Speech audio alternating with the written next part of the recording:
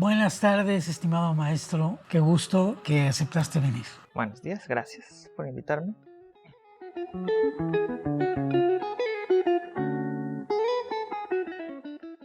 Bueno, pues cuando yo era niño, ni siquiera tengo conciencia de en qué momento empecé a tener contacto con la tecnología, porque siempre estuvo ahí.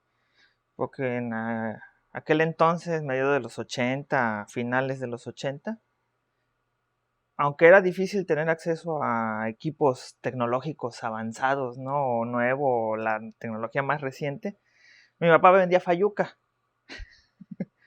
Entonces siempre había pues el estéreo tocadiscos más acá, ¿no? La videocasetera programable para grabar las cosas de la tele, radiograbadoras, siempre había cosas de ese tipo en casa de mis papás, ¿no? Y mi papá también pues tenía cierta afición a todo eso, ¿no? Entonces, en lugar de vender las cosas, se las quedaba, ¿no? no las... Bueno, unas sí las vendía, pero muchas pues ahí son cosas con las que nosotros pues crecimos, ¿no? Y estuvieron ahí siempre, ¿no? Y siempre, bueno, en nuestra casa fomentaron que aprendiéramos cosas, ¿no? Y por aquel entonces yo creo que ha de haber sido como el 89 más o menos, 88, 89. A mi hermano le compraron una computadora Commodore 64 y le pagaron unas clases de programación y todo, ¿no? Que había una escuela aquí que las daba, porque en ese entonces las Commodore 64 las vendió una compañía mexicana que se llamaba Sigma, que las ensamblaba aquí en México y las vendía, tenían licencia de Commodore para venderlas. Y esas computadoras se conectaban a la televisión, ¿no? No tenía, o sea, había monitores, pero eran muy caros, pero pues, había la opción de conectarlas a la televisión, ¿no? Y en ese entonces, pues yo nada más jugaba, pues mi hermano ponía un disquete de esos de 5 1/4, y él con unos códigos ahí raros, ponía un juego de béisbol o de fútbol o de carreras o lo que fuera y jugábamos, ¿no? Y pues me parecía interesante, pero no lo valoré hasta años más tarde, ya en todos los 90, que mi hermano empieza a estudiar la carrera de ingeniería electrónica en el Tecnológico de Veracruz. Y bueno, pues ya la Commodore 64 para lo que tenía que hacer, pues ya había quedado más que obsoleta ya hace años atrás, entonces le compraron una 486. Y ahora sí con monitor y con disco duro de 500 megas, disqueteras y muy acá. Y pues yo nunca había tomado ninguna lección de computación hasta ese momento, ¿no? Ahí en la escuela en la que estudiábamos, ahí en el Cristóbal Colón, había un centro de cómputo, pero solamente los grados más grandes tenían las clases de computación y yo estaba en tercero, cuarto grado, ¿no? Todavía no llegaba. Entonces lo que hacía es que a escondidas de mi hermano prendía la computadora. Y ahí le picaba y buscaba y hacía. Y ya luego la tapaba otra vez como la dejaba para que según él no se diera cuenta de que había estado su computadora mientras él estaba en la escuela. Yo estaba ahí viendo qué onda con la computadora. Para ese entonces todavía no había internet ahí en la casa, ¿no? Hasta que un buen día mi hermano, no sé cómo consiguió una clave de internet telefónico que iba por la línea telefónica con un fax modem que había comprado para tal fin. Y ya en las noches me conectaba porque pues no me podía conectar en las tardes porque como mi papá tenía el negocio y entraba una llamada telefónica y contestaban, pues se cortaba la conexión, ¿no? Entonces me desvelaba en las noches ahí viendo qué había de la web primitiva que había en ese entonces. Estamos hablando del 97 ya más o menos. Y pues ahí me empezó a interesar un poco toda la cuestión de la programación y todo eso, porque un buen día también, como mi hermano también, no sé qué maestro en el tecnológico les dio una parte de código HTML, que es el lenguaje con el que se maquetan todas las páginas web hasta la fecha, y yo vi la libreta abierta, ¿no? Y decía, no, pues que abre el bloc de notas y escribe esto, y bueno, ya me puse ahí a curiosear y ya vi que se podían hacer cosas, ¿no? Entonces, pues me empezó a interesar y entonces así con la velocidad primitiva de la red, pues a investigar a ver cómo se podía poner una imagen, que cómo se podían poner sonidos, que el fondo de la página. Interesante, ¿no? Todo el asunto, ¿no? Y ya en ese entonces mis papás me daban dinero para, ya estaba ya en la secundaria para ese momento, dinero para comprarme un pambazo o algo así en la escuela, pero yo nunca me lo gastaba, nunca me gastaba el dinero, siempre lo guardaba para el fin de semana o en la tarde de un viernes, un jueves, irme al centro, a la librería Cristal, a comprar, a ver qué había de libros en ese entonces de programación web. Ya había algunos, ¿no? Muy básicos y de Flash y de no sé qué, y de cosas que me empezaban a interesar. Y gastaba eso, me gastaba mi dinero en eso o en comprar un disco, que eran muy baratos en ese entonces, de 25, 40 pesos, ¿no? Un disco de música, ¿no? En eso me gastaba el dinero que me daban para comer, porque pues, desayunaba en la casa y dije, no, pues yo puedo sobrevivir en la escuela sin comerme el pambazo y ahorrar ese dinero y comprarme un libro o comprarme un disco el fin de semana. Y yo seguía, para ese entonces seguía leyendo libros y revistas y todo eso, sin pensar que algún día de eso me iba a dar de comer algo, ¿no? O que iba a ser una profesión para mí, ¿no? Hasta que un buen día el trabajo final de tercer semestre de bachillerato era hacer una página web. Pues ese semestre yo me la pasé jugando realmente en las computadoras del centro de cómputo. Nunca se dieron cuenta que el que había llevado Doom para jugar en la red de la escuela había sido yo, ¿no? Entonces yo me la pasé jugando porque pues yo ya me sabía todo lo que habían dicho en el curso. Yo ya hasta había hecho mi trabajo final sin darme cuenta, nada más jugando, había hecho el trabajo final de la materia, ¿no? Y un buen día llega un amigo que ahora trabaja en la política y eso, no voy a mencionar su nombre para no quemarlo. Me dice, oye Gustavo, oye, sé que programas páginas y pues, el trabajo final es de la página web y pues la verdad yo no entiendo nada, ¿no? ¿Me lo haces? Digo, sí, sí, ¿cuánto no? Es 50 pesos. 50 pesos más, y ya incluye el disquete. Y entonces, pues ya le cobré, ¿no? Para hacer la página, ¿no? Pero entonces empezaron a llegar más y más, o sea, se corrió, o sea, fue de chismoso a decirle, no, que Gustavo. Total, que como eran dos grupos los que llevaban de 40 alumnos la clase de computación, acabé haciendo los trabajos de los dos grupos a 50 pesos con el disco, el floppy incluido, ¿no? Excepto un compañero que dijo, no, yo te ayudo para que me enseñes y no me cobres, ¿no? Porque te voy a ayudar, quiero aprender. Ah, bueno, pues sí, ya. Le estuvo conmigo ahí copiando yo programaba la página, había hecho como un machote, a ver, les preguntaba, ¿de qué temática quieres tu página web? No, que yo la quiero de la película de Titanic. Entonces ya le decía al otro chavo, no, pues búscate ahí en la red. Para ese entonces mi hermano tenía un café internet. Ya estaba por egresar de la universidad y tenía un café internet. Entonces en la noche nos fuimos. A ver, la lista dice que fotos de Titanic. Entonces, a ver, búscale ahí de Titanic, descárgalas. Y yo había hecho un machote para poner un texto y nada más ir cambiando las fotos y los fondos, ¿no? Básicamente era la misma página para todos, pero que cumplía las especificaciones de lo que habían pedido para el trabajo. Total que pues ya, o la maestra no se quiso dar cuenta o se dio cuenta y sabía que era yo el que había hecho todas las páginas, pero no dijo nada, ¿no? Y pues yo me gané un buen dinero de cobrarle a 40 alumnos 50 pesos, bueno, a 80 casi, ¿no? 50 pesos y con eso pude yo comprarme una computadora. Ya no era la de mi hermano, porque ese trabajo lo había hecho en la computadora de mi hermano y en la computadora del café internet que tenía mi hermano con otros socios en ese entonces y que yo atendía en las tardes y en las vacaciones.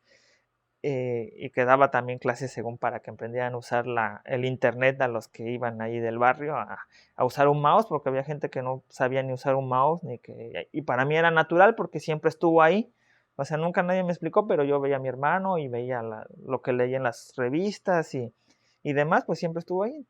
Entonces, pues bueno, pues les cobrábamos también las clases a la gente que iba al café internet para poder hacer su trabajo en Word o lo que fuera. Y total, ya me pude comprar mi propia computadora. Ya no le tuve que pedir dinero a mi papá para comprarme la computadora. Y ya mi hermano se quedó con su computadora, que ya no era la 486, era otra. Yo me compré una para mí, con monitor y lector de DVDs y no sé qué tanta cosa.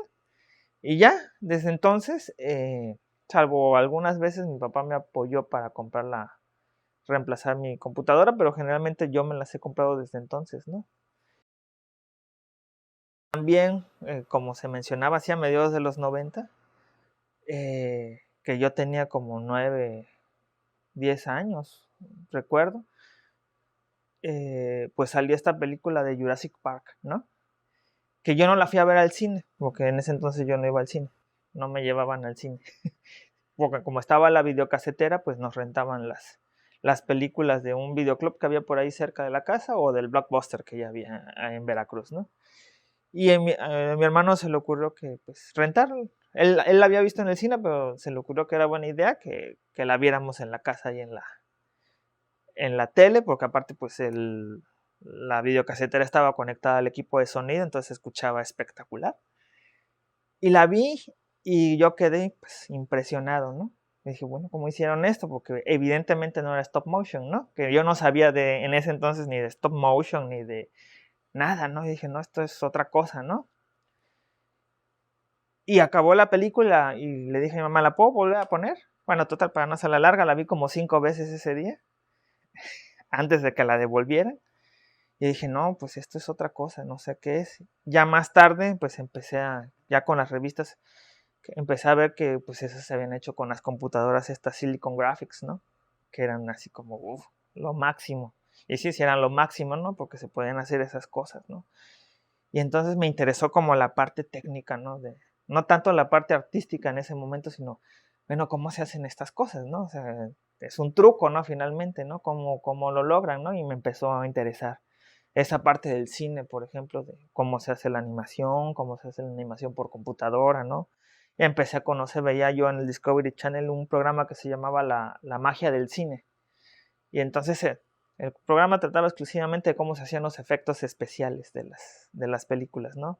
Y que cámaras de control de movimiento y que fotomontaje con pantalla verde o pantalla azul, que para ese entonces ya se empezaba a hacer digital, porque todo antes era óptico, ¿no? Pero pues por ejemplo la cámara de control de movimiento pues es una computadora conectada a unos motores y se programa el recorrido, ¿no? Entonces, pues dije, pues, o sea, eso es como la parte técnica que a mí me gusta de hacer, pues, cine, ¿no? Y también, pues, con esta película de Jurassic Park, me llevó a conocer como la parte también bueno, pues obviamente esos animales no existen, ¿no? Alguien tiene que hacer o pensar o imaginar cómo se hacen esos sonidos, ¿no? Y que también en ese programa pues hablaban del doblaje, de los que hacen los efectos de sonido, las mezclas de audio, ¿no? Y entonces me empezó a interesar mucho, ¿no? Digo, no, esa parte es súper interesante, eso es lo que a mí me gusta, ¿no? Porque pues siempre estuve como cercano a todo eso, ¿no? No de la parte creativa, ¿no? Pero pues recuerdo que siempre me interesó como la parte técnica del sonido, por ejemplo, o en aquel entonces también tenía yo como la ilusión de ser narrador de fútbol, ¿no? Y como en la casa había una grabadora que tenía un micrófono, pues yo narraba los partidos de la selección, por ejemplo, ¿no? Y los grababa en una cinta, ¿no? Obviamente eso lo deseché porque pues no tengo voz de locutor. La verdad yo respeto a los que hacen eso porque pues sí es otra carrera y hay que tener otra formación y hay que tener otras cosas, ¿no? Pero siempre me interesó esa parte técnica, ¿no? O sea, y bueno, luego me regañaban en mi casa porque, eh, por ejemplo, me compraron un micrófono de juguete, pero era un micrófono que uno sintonizaba a una estación de radio y el micrófono se escuchaba en la grabadora, ¿no? O en el estéreo, ¿no? Y yo dije, puta, ¿cómo funciona esto, no? Y ya pues acababa desarmando las cosas, o sea, no me duraban mucho las cosas porque las acababa desarmando para ver qué tenían, ¿no? Y cómo funcionaban y no sé qué. Y así, pues más o menos así fue como me fui introduciendo a toda esa parte técnica y de sobre todo de las computadoras, ¿no? Pues yo agradezco que en mi casa siempre haya habido música, por ejemplo, ¿no? Mi papá era un gran coleccionista, o es todavía hasta la fecha un gran coleccionista de discos, ¿no? Tiene una cantidad de acetatos de géneros tan variados como de Mickey Laure hasta Carlos Santana o toda la colección de Fania, ¿no? Música en francés, no sé cómo llegó mi papá a comprar esas cosas, ¿no? Y a mi mamá también siempre le ha gustado mucho la música, ¿no? Yo creo que mi papá mejor tuvo la intención en algún momento de que yo aprendiera música, ¿no? Pero yo creo que ahí fue un problema de comunicación entre los dos, ¿no? Porque, pues me recuerdo que en una Navidad me regaló un tecladito Casio de 3 octavas, pero pues yo nada más le picaba porque no me gustaba escuchar la batería de ritmos que traía ahí, y como hacer como que tocaba, pero nunca le solicité a mi papá o a mis papás que me pagaran unas clases de música, ¿no? Y luego me compré una guitarra, ¿no? Y yo pues tampoco la sabía tocar, ¿no? Hasta que ya luego más adelante tomé el taller de guitarra, ¿no? En la secundaria, pero yo dije, bueno, ya en retrospectiva, yo a veces los culpaba a ellos de no haberme pagado las clases de música, ¿no? Pero yo creo que yo nunca entendí el mensaje de que tenía que pedirlas, ¿no? Porque pues me daban las cosas y pues me las compraban, ¿no? Y yo no las pedía, ¿no? Pero sí me gustaban, pero no, nunca les dije, no, pues deme, quiero inscribirme, llévenme a la escuela de música, Lemba, o había una escuela ahí, también ahí en lo que era la primaria Benito Juárez, que estaba a la vuelta de la casa, donde había clases de música en la tarde, ¿no? Y yo crecí con esa frustración, ¿no? De querer aprender a tocar un instrumento, ¿no? Cosa que logré ya casi adulto, ¿no? A los veintitantos años, ¿no? De medio tocar una jarana y tocar más o menos una guitarra, ¿no? Y ya empezar a conocer un poco más del lenguaje musical, y eso gracias a que conocí a Mariana, ¿no? Que ella ya tocaba el arpa y que estaba en el son jarocho, entonces pues fue como ya muy tardíamente la vía en la que me acerqué más a esa parte de la música, ¿no? Pero yo dije, bueno, pues a lo mejor no tengo ni el talento ni la capacidad para ser músico, porque desaproveché mi oportunidad, pero sí tengo el conocimiento y el interés de hacer la parte técnica de eso, ¿no? Total, ya me interesaba la parte del cine y de la televisión, y a mí me apasionaba mucho cómo se hacía la radio en ese entonces, ¿no? Eh, eh, y, y sí, recuerdo que es un camino muy extraño el cómo yo llegué a eso, porque es por el camino, como diría mi maestro de análisis de circuitos de la horta, por las piedritas, ¿no?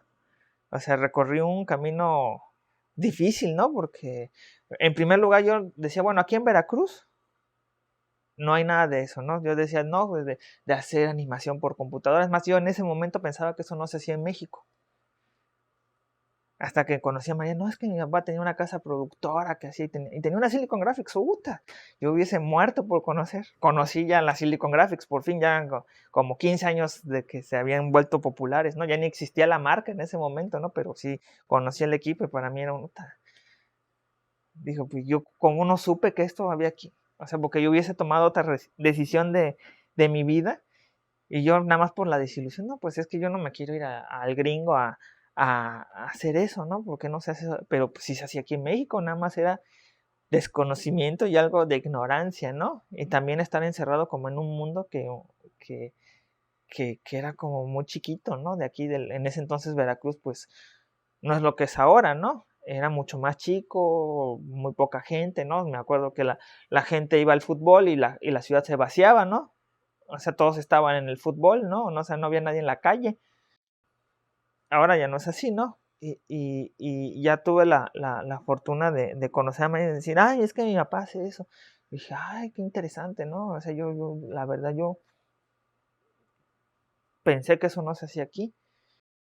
el que nos dio así como el gran triunfo a Vidaflor, a Carlos Ulibarri, a Vicente Antonio y a mí, fue algo que le llamamos Didactics, aventura espacial, que juntaba mis grandes pasiones, ¿no? El espacio y lo de hacer animación y hacer cine y hacer sonido y hacer todo, a como Dios nos dio a entender en ese momento, porque cuando empecé yo creo que en el 2004 a hacer eso junto con todos ellos, y yo pues hacía como podía los modelos de las naves y conseguía las texturas de los planetas y todo. Si lo ve uno ahorita, ahí todavía lo tengo, pues está muy feo.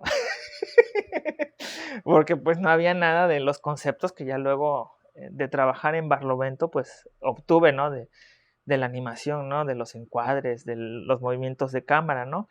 Pero en ese proceso, o sea, ganamos aquí y fue cuando, no sé cómo Mariana les presentó a ustedes lo que yo había hecho para el concurso y me invitaron a trabajar en ese momento, que si yo quería trabajar. Ya había trabajado en Barlovento antes haciendo una página web para una película de Paul Leduc, Cobrador. Es una que aparecía algo en la pantalla, eso pues era muy fácil de hacer y lo hice, ¿no? Pero luego, no sé cómo vieron lo que yo había hecho para el concurso. Y me dijo, ¿no quieres venirte a trabajar? Me dijo, pues bueno, pues sí. Y era para el proyecto que se llama Hacedores de las Palabras, ¿no? Era una segunda etapa de eso y se me dio la gran oportunidad de mi vida que yo nunca había esperado, de ponerme a animar y de hacer y ya, pero ya pues por lo menos con una guía, porque lo que yo había hecho antes, pues no tenía más que lo que había leído en los libros, y en los libros nada más la cuestión era técnica. Había leído esta revista que decía que Blender, ¿no? Para crear juegos, y ya la leí y traía un disco en ese entonces, y, y me puse a picarle, y me desesperé porque no lo entendía. Ya luego volví a neciar y ya le entendí. Y entonces me dijeron, no, pues aquí usamos 3D Studio Max, pero si puedes migrar toda la data de 3D Studio Max a Blender, porque Blender es un software libre, o sea, no tiene costo, y en ese momento pues hacía las cosas, ahora hace muchas más cosas, pero en ese momento hacía lo necesario para poder hacer esa animación. Pues ahí me puse, ¿no? A ver cómo se le hacía, y bueno, logré pasar toda la data para poder eh, hacer la animación en Blender. Y bueno, me dieron en ese entonces 3 cuentos para que yo los animara, ¿no? Y los iluminara y eso, ¿no? Y ya, pues sí, eso fue pues una super lección, porque vi cómo se hacía esa parte que yo desconocía, toda la parte ahora sí que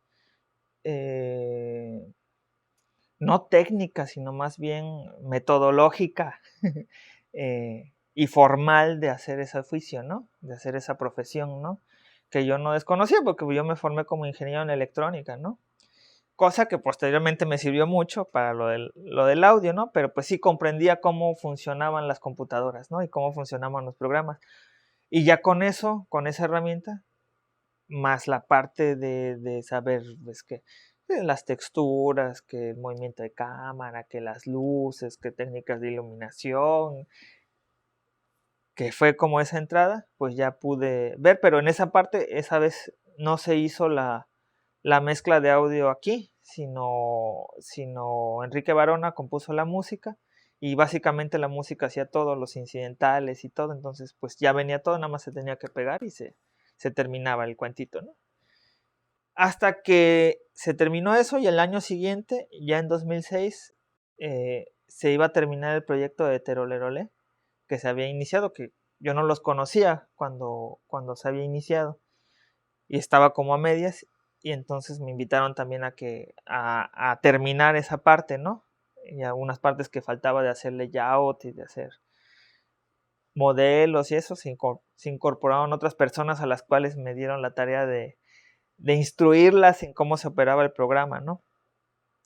O sea, para ir migrando las cosas de 3D Studio Max a Blender, ¿no? Porque como ya estaba empezada la animación, una parte se hizo en 3D Studio Max y la otra se hizo en Blender. Pero lo interesante de toda esa parte, de que fue un super proyecto que yo disfruté mucho, porque aprendí muchísimas cosas, es que sí vino el Güero Contreras a hacer la mezcla de audio acá a Veracruz, aquí en Boca del Río. Entonces ya estaban grabadas las pistas de música, yo no estuve presente en ese proceso, pero sí vi cómo terminó todo lo del diseño de audio y la mezcla y la regrabación final de Terolele, el Güero Contreras, ¿no?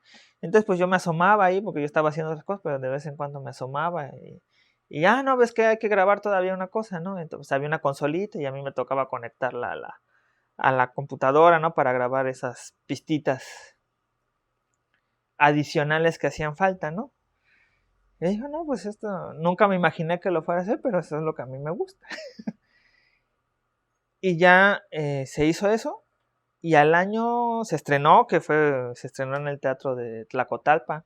Fue un súper éxito y le gustó a mucha gente, ¿no? Y ya eso nos llevó a hacer al año siguiente Estanzuela, en el 2007. Y entonces pues ahí me dieron la oportunidad de hacer todo el sonido directo, hacer la mezcla y hacer la regrabación final del... Entonces me tocó hacer todo el proceso, ¿no? Desde grabar hasta hacer la postproducción del audio, ¿no? Y pues para mi suerte, pues quedó bien. Quedó bien, dije, ay, qué miedo, porque yo nunca lo había hecho. Y ya, pues así es como dice, la vida se va colocando y te va llevando a eso, ¿no? Pero pues también es parte del trabajo y de hacer, de un bien que hacer, yo supongo, ¿no? Y de prepararse de alguna forma, ¿no? Porque, y de estar aprendiendo de la otra gente que hace el mismo trabajo, ¿no? Y pegársele y preguntarle y sí cuestionarse, ay, cómo le hizo, y le preguntó, ay, cómo le hiciste, o ir a investigar a ver cómo se puede hacer, ¿no? Y pues la vida nos fue llevando, ¿no? Y hasta que eh, cayó un proyecto del CIESAS donde había que grabar a unos músicos en Pajapan, al grupo Brisa del Mar. Y entonces pues el presupuesto permitía comprar una interfaz de 16 canales, comprar micrófonos, comprar pedestales, comprar cables y armar como una unidadcita móvil un estudio móvil de grabación de audio y nos fuimos a Pajapan a grabar, ¿no? Se grababa el documental donde también hice el audio y el sonido directo, pero también lo que a mí me interesaba era hacer el disco, porque se iba a grabar el disco de Los Brisas del Mar y dije, no, pues nunca más voy a tener una oportunidad como esa, ¿no? Y entonces, pues bueno, me preparé lo mejor posible, ¿no? De cómo se podía, porque pues no iba a ser en un estudio, ¿no? Y se iba a grabar todos juntos en sesión, ¿no? Rola tras rola, hasta que se acababa el disco, 10 rolas, una tras otra, ¿no? Y ya, pues, no, pues, ¿dónde? Pues hay que escoger un salón de clases que esté alejado. Afortunadamente no es un lugar muy ruidoso, ¿no? Y entonces, pues, se dieron las condiciones para hacer la grabación bastante bien, ¿no? Y ya, pues yo tenía que grabar y hacer la mezcla y hacer todo, ¿no? Y ese fue el primer disco que grabé. Por circunstancias de la vida y que tuve la fortuna de estar allí en ese momento. Y entonces, pues ahí uno va aprendiendo, ¿no? Digo, uno no parte de cero porque pues ya había tenido otras experiencias eso. Y bueno, y mi formación ahí sí como ingeniero en electrónica me daba como parte del conocimiento técnico que necesitaba para hacer el trabajo, de cómo se comporta un micrófono, de qué hace una interfaz, ¿no? De velocidades de muestreo, de bitrate, de frecuencias y demás, ¿no? Entonces, pues sí, no, de esa parte no me preocupaba, pero una cosa es saber eso y otra cosa es ir y hacer las cosas, ¿no? Porque uno la riega, ¿no? En el camino, ¿no? Pero pues así es como se aprende, decía mi maestro de mecanografía, ¿no? De echando a perder se aprende. Afortunadamente no eché nada a perder en esa ocasión. Y ya, pues se hizo el disco y más adelante, ahí por negociaciones de Mariana y Julio Corro, no, es que vamos a hacer un disco de song, ¿no? Voy a invitar a unos cuates y vamos a tocar, ¿no? Ah, bueno, pues sí, lo hacemos. Y bueno, pues este disco era más o menos en las mismas condiciones, o sea, ir a Tlacotalpa, grabar ahí más o menos, escogiendo los lugares para que no hubiese ruido, porque no era en estudio, y luego no, pues ir a Puebla o ir a Santiago, o sea, fueron como grabaciones de campo, y cuando la gente Y se sorprende y le digo, es que eso no se grabó en un estudio, se grabó en diferentes locaciones, pues la gente no lo cree, ¿no? O sea, porque pues sí quedó bien. Y entonces pues ya empecé a tener más y más experiencia, ya también eso me permitió ir conociendo a más músicos, ¿no? A más gente que se dedica a esa profesión, ¿no? O sea, tuve la fortuna, bueno, de conocer al grupo Estanzuela en ese momento, ¿no? Pero ya luego conocer al grupo Mono Blanco, ¿no? Y en algunas veces me tocó sonorizar. Una cosa que a mí casi no me gusta hacer es sonido directo, ¿no? Para en vivo para la sala, ¿no? Eh, pero pues me contrataron en el ILBEC y me tocó sonorizar al grupo Mono Blanco y a otros grupos de son jarocho, ¿no? Y entonces como que también empecé a agarrar experiencia de cómo suenan los instrumentos, qué tipo de micrófono hay que escoger para una jarana, qué tipo de micrófono hay que escoger para un requinto, ¿no? Y hablar también con músicos como Rodrigo Díaz, que le dicen Rodrichelo, ¿no? Que también él es músico, pero sí sabe también de la parte técnica, ¿no? Y luego conocer a Julio Chávez, ¿no? Que son ingenieros de audio muy reconocidos, ¿no? Entonces, pues sí, ya uno empieza como a abrir sus horizontes, ¿no? Y pues ya uno empieza pues a investigar más, ¿no? Que Bob Katz, ¿no? Por ejemplo, que es un maestrazo de la grabación y de la masterización, ¿no? Y a leer sus libros, ¿no? Y bueno, se van dando esas oportunidades, ¿no? Se hizo ese disco y ya luego se hizo otro del grupo Estanzuela y ya me empezaban a llamar, ¿no? Otros, no, pues grábanos, ¿no? Y ya hasta tuve, gracias a Miguel Zamudio, que tiene un estudio ahí junto a su casa, pero él no tenía el equipo para la grabación. Solicitaba a alguien que supiera usar algún programa de grabación porque tenía un proyecto, ¿no? Yo no lo conocía en ese momento, ya le escribí, tuve una cita con él y me dijo, no, pues es que yo tengo en la computadora y tengo esta consola, pero yo le dije, mira, esta consola no te sirve porque esta es para sonorizar, no puedes grabar las pistas separadas y no puedes mezclar, ¿no? Pero yo sí tengo de aquel proyecto que se había hecho de Brisa del Mar, pues mi ganancia fue el equipo, tener la interfaz, ¿no? Y tener la computadora y tener los micrófonos y tener los pedestales y los cables y todo. Y le digo, pero yo sí tengo esa parte. Mira, pues nos asociamos, aquí yo traigo el equipo, grabamos el disco. Lo que nunca jamás me había mencionó hasta ese momento es que a quien iba a grabar eran los Pregoneros del Recuerdo.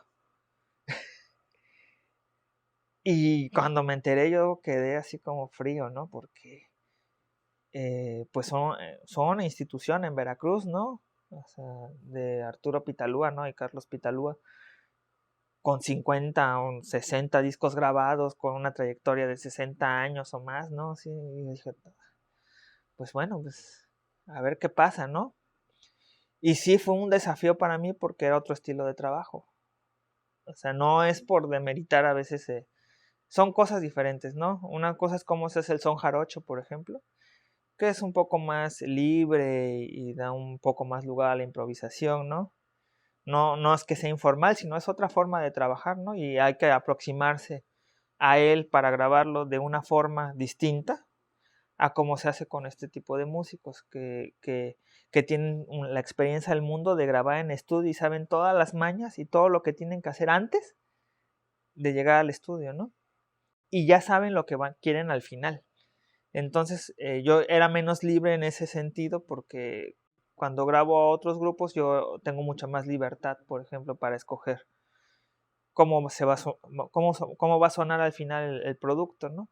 Pero con Arturo Pitalúa, él ya sabía justamente, no, yo quiero que suene así. Y entonces a la hora de la mezcla, pues yo lo tenía ahí junto, ¿no? O sea, en la grabación todo fluyó y no hubo problema, ¿no? Pero a la hora de la mezcla, no, es que esto, y es que el otro, y no sé qué, y es que eso está desafinado, y hay que afinarlo, y es que eso se salió de tiempo, hay que cuadrarlo. Y yo estaba súper estresado, porque también coincidió de que estábamos terminando el documental de conversaciones con Mono Blanco. Yo estaba terminando la mezcla. de eso y pues era una película de 1 hora 40 minutos. Y aparte tenía que grabar a Los Pregoneros y terminar ese disco. Y yo un día me peleé con Arturo Pitalúa y le dije, ¿sabes qué? Toma tus cosas y hazlo tú, ¿no? O sea, yo no quiero saber nada, o sea, tú no, yo te digo una cosa y tú no consideras también, o sea, me verás joven, pero pues tengo ya una trayectoria en eso y yo te respeto, pero entonces no puedo trabajar contigo. Y total que ahí ya nos quedamos y dijo, no, a ver, vamos a calmarnos, vamos a ver, vamos a platicar. Y ya empezamos a hablar, ¿no? Y eso. Ah, bueno, está bien, entonces vamos a acordar hacerlo así, ¿no?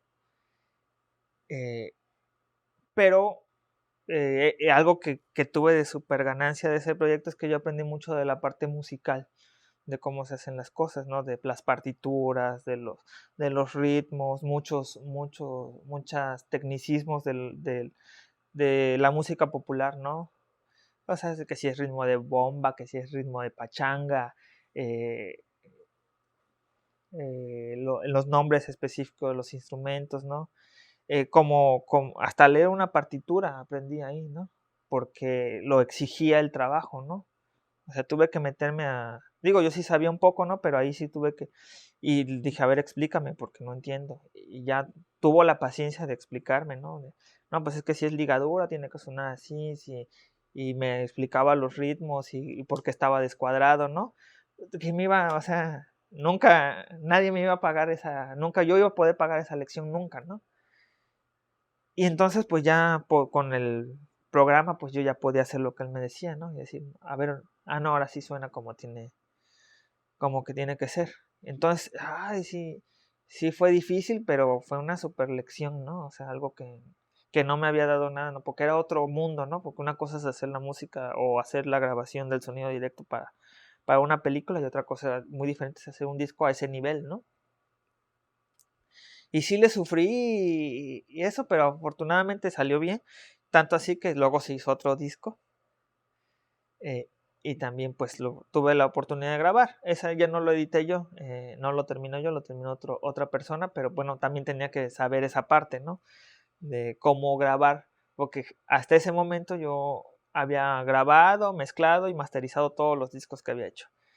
Por primera vez me tocó nada más exclusivamente grabar, entonces tenía que adaptarme a otras formas para entregar algo que pudieran utilizar otras personas, ¿no? Porque generalmente cuando lo hago yo, pues pienso, no, va a ser así, va a sonar así, entonces tengo que escoger este micrófono porque en la mezcla va a ser más fácil mezclarlo porque me va a dar cierto matiz, ¿no? Pero en este caso yo no iba a hacer esa parte, entonces tenía que ponerme más o menos de acuerdo ahí para eso. Y bueno, también fue interesante, ¿no? Y pues así fue el camino para llegar a eso, ¿no? O sea, es una cosa que a mí me gusta mucho, ¿no? La parte del audio de las cosas, ¿no? Tanto de la música como de el, como del cine, como de la televisión, ¿no? Pero también una cosa que, ya nada más para terminar, y para mencionar lo de la orquesta, es que dentro de todas las cosas, yo decía, no, pues ya grabé un grupo de son jarocho, ya grabé Los Pregoneros, ¿no? Ay, cómo me gustaría a mí grabar una orquesta sinfónica, ¿no? Y dije, pues eso, pues a lo mejor algún día, ¿no? Pero no, nunca tuve no había esperanza en ello, ¿no? Porque pues es difícil, ¿no? Se requiere mucho conocimiento para hacerlo. Y aquí no había, ¿no? La Orquesta Sinfónica de Jalapa tiene sus ingenieros de planta, ¿no? Que graban sus discos y tienen unos maestrazos en RTV que graban a la Sinfónica todas las semanas, ¿no? Ya se saben el numerito de cómo se tiene que hacer.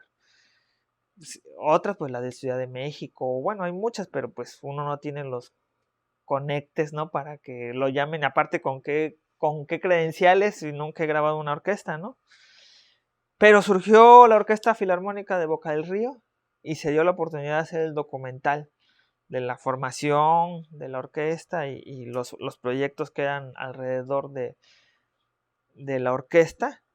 Y pues había que grabar a la orquesta, ¿no? Porque iba a salir en la película. Y yo dije, ay, de aquí soy. Dije, voy a tener el lujo de grabar una orquesta. Y pues ya a ver como en el teatro, porque el teatro era un lugar difícil, porque es un lugar chiquito, con una acústica que no era para una orquesta, ¿no? Entonces si tosía el de hasta atrás se escuchaba, ¿no? Todo, entonces pues hubo que hacer toda una ingeniería de cómo se iba a grabar ese proyecto, ¿no? Porque pues se tiene que escuchar bien, ¿no? Se tiene que escuchar como si uno estuviera ahí y eso es difícil de captar, ¿no? Eh, pero pues sí, se grabaron 5 conciertos y se utilizó mucho aparte de ese material en la película, ¿no? Y bueno, pues recibió la nominación, ¿no? A mejor mezcla de audio en el Festival Pantalla de Cristal, ¿no? Y es un trabajo que me gustaría que se viera más porque es muy disfrutable la música, ¿no? Y la historia que se cuenta. Y porque es un proyecto interesante, ¿no? Que debería mantenerse. O sea, es una buena opción de que uno tenga, es viernes y quiero ir a ver a la orquesta. Pues ir a ver a la orquesta, ¿no? Yo creo que está bien por ese lado, ¿no? Entonces, por eso es importante para mí ese trabajo, ¿no? Porque fue como lo último que así de que nunca creí que fuera a animar, nunca creí que no sé qué. Pues todas esas cosas ya se lograron. Uno ve en las películas, ¿no? Productor, eh, director de fotografía, eh, ¿cómo se llama? El que hizo la música, y luego viene una lista interminable que dura 10 minutos o más, ¿no? De créditos de gente que trabajó en esa película.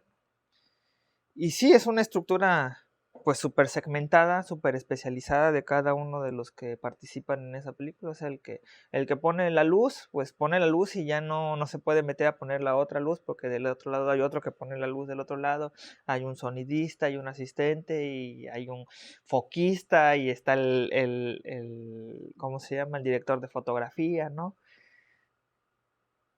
Y pues una maquila industrial ese tipo de trabajo, ¿no? Pues tiene sus cosas, tiene eso. Es un absurdo a veces las cantidades de dinero que se gastan en ese tipo de producciones, ¿no? Por la maquinaria que tienen que mover, ¿no? Y luego, pues uno, ahora sí que trabajando en una productora independiente, ¿no? Donde los recursos son acotados, donde una persona realiza varias funciones, ¿no? Entonces, me gusta mucho esa parte porque hay que hacer una súper buena planeación, una preproducción muy buena, ¿no? De qué es lo que se quiere, porque pues los recursos son limitados, ¿no? Pero por otra parte va a involucrar que una persona, no nada más yo, sino todas las que trabajan en ese proyecto, hagan más de una tarea, ¿no? Generalmente, por ejemplo, cuando en Barlovento se hace un documental, o sea que si hay que ir a filmar fuera o hay que ir a locación, ¿no? La mayoría de los que vamos a la ocasión, ¿no? Vamos a trabajar en la parte de la postproducción, ¿no? Ya cuando se esté editando y cuando se esté haciendo, pues, que motion graphics y que el audio y que corrección de color, vamos a hacer los mismos que fuimos a la producción, al rodaje, ¿no? Y eso yo creo que es una superventaja a veces, ¿no? Porque uno está tan metido en eso que ya se están tomando decisiones que se deberían a veces tomar al final o en la postproducción, ya se están tomando ahí, ¿no? Y se cuida mucho el material para que el trabajo de postproducción sea mucho más fácil de resolver, ¿no? Porque aquí va a ir esto, porque aquí vamos a hacer esto, aquí va a ir tal cosa, ¿no? El registro de audio, ¿no? O sea, ya como que uno tiene muy clara la idea de lo en lo que va a terminar, ¿no? Pero eso también da la gran ventaja de que uno aprenda más, ¿no? Porque no nada más hace una tarea aislada, sino que uno realmente debe estar comunicándose con los demás y aparte como seguramente, por ejemplo, en mi caso, hice el sonido directo, ¿no? En el rodaje, ¿no? Pero a lo mejor también porque a lo mejor Daniel Chori no pudo ir como asistente de fotografía, mejor me tocó a mí hacer parte de eso, ¿no? A veces no, ¿no? A veces hay que ayudar también a poner las luces, ¿no? Y a ver cómo se controla la luz y demás, ¿no? Y ya también luego en la postproducción, pues hay que hacer que animacioncitas, que cosas y demás, y no involucra pues a veces, por ejemplo, a Rosy, ¿no? En el diseño. eh, y entonces uno no puede trabajar así en su mundo aislado porque si no las cosas no funcionarían, ¿no? Pues somos tan poquitos que tenemos que retroalimentarnos y meter manos en todo, ¿no? Lo cual es una ventaja, yo creo yo, porque, porque no solamente pues queda como más ensamblado todo el trabajo, sino que uno aprende de todo eso, ¿no? Desde que tengo uso de razón, como dicen, no solamente este país está en crisis, ¿no? Sino el mundo siempre está en crisis, ¿no? Porque siempre hay una clase dominante que nada más está interesada en devastar, ¿no? Y en someter a los demás, ¿no? Porque sus intereses son solamente de ellos y los demás no importan, ¿no? Pero pues siempre existirá la resistencia, ¿no? Y uno le toca de ese lado, ¿no? De resistir, no de aguantar, ¿no? Sino de enfrentarse y confrontar a ese poder, ¿no? Que siempre va a estar ahí, ¿no? Al menos en estos días, ¿no? Yo espero que algún día deje de existir ese poder, ¿no? Pero siempre habrá más gente que tenga esa idea, ¿no? Y eso pues lleva también a que toda la cuestión creativa, por ejemplo, pues, se desarrolle, porque siempre es un acto de resistencia, ¿no? O sea, ser creativo es un acto, yo creo, de resistencia, ¿no? Yo me la enfrenté y una de mis grandes decepciones, por ejemplo, en la vida fue ciertos maestros de la carrera que en lugar de fomentar la cuestión creativa y de ir hacia adelante y de eso, se enojaban porque uno hiciera eso, ¿no? Y eso me causó a mí un shock grandísimo, ¿no? Que me llevó hasta una depresión así en una parte de mi vida que yo no sabía qué iba a hacer, porque me había decepcionado, ¿no? De lo que había escogido de carrera, ¿no? Eh, porque dije, ¿cómo pueden pensar eso? O sea, entonces, qué voy a hacer, ¿no? O sea, porque los mismos que me deberían alentar para desarrollarme intelectualmente y creativamente y hacer cosas y mejorar mi vida y mejorar la vida de este país y por ende de la humanidad, se ponen en una actitud de que, ¿por qué haces eso, no? O sea, y ya más tarde, ya superando toda esa etapa, me di cuenta que era porque era un acto de resistencia, o sea, es algo que les incomoda, ¿no? O sea, que alguien que piense un poco diferente es algo que llega a incomodar, ¿no? Y lo saca a ellos porque como no están acostumbrados a eso y es como un acto de rebeldía casi, aunque uno no sea propiamente rebelde, ¿no? En el sentido estricto de la palabra, ¿no? Pero pues sí, finalmente es un acto de rebeldía, ¿no? Y ya al tiempo lo asumí, ¿no? Y dije, no, pues a mí me toca eso, ¿no? Y muchos estamos de este lado, ¿no?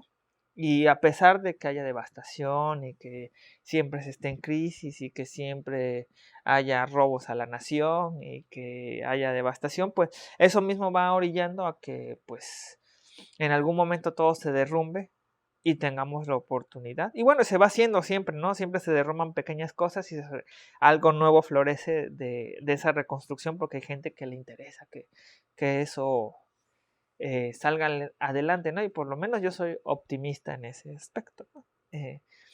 Pienso que si queremos seguir haciendo cosas, ¿no? Pues hay que tener esos pequeños actos de rebeldía, ¿no?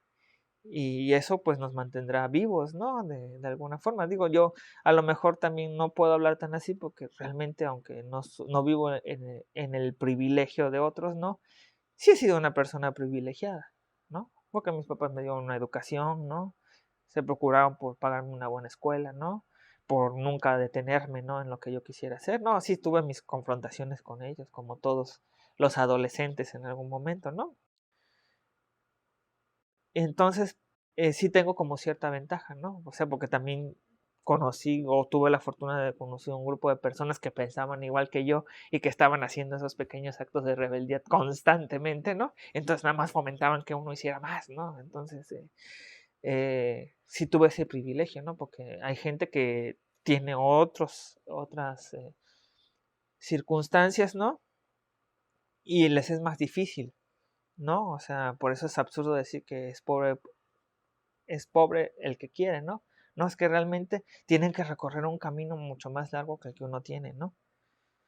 Entonces, bueno, pues asumiendo eso, pues uno tiene que aprovechar esa oportunidad que a mí alguien ya me impulsó a la mitad del camino, pues me falta recorrer la otra mitad, ¿no?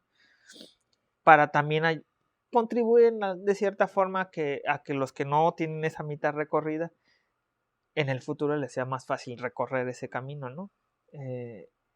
Y pues sea una cuestión mucho más justa, ¿no?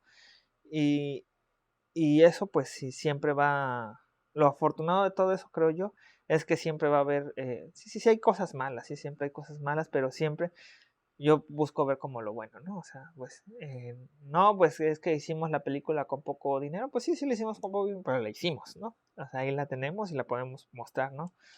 Eh, eh, y así pues conozco a varias personas que están en eso, ¿no? De que componen sus canciones, que hacen sus discos, que también hacen sus películas, ¿no? O hacen otras cosas, o tienen sus negocios, y tienen sus empresas, ¿no? Como muchos conocidos míos, ¿no?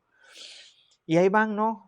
Un poco a poco empujando y ahí es cuando uno se da cuenta que uno no está solo, ¿no? En diferentes frentes hay muchas personas deseando lo mismo, ¿no? Entonces, pues eso me da mucha esperanza.